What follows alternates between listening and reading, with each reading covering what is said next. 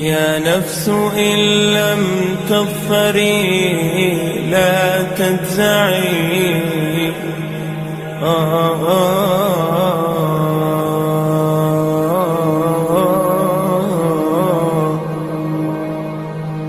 يا نفس إن لم تظفري لا تجزعي، وإلى موائد جود مولاك ارجعي. يا نفس إن لم تظفري لا تجزعي، وإلى موائد جود مولاك ارجعي.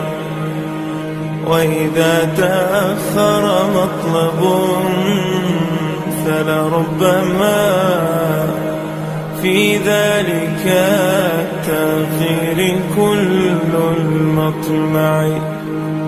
فاستأنسي بالمنع وارعي حقه، إن الرضا وصف المنيب الألمع.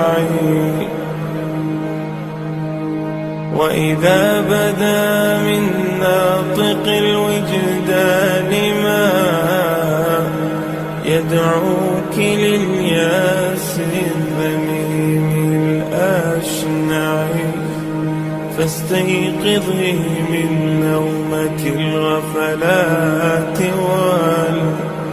وليكن الرجاء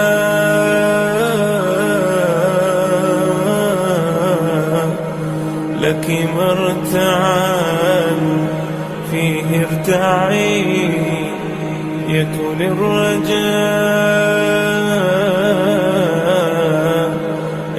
الرجاء لك مرتعا فيه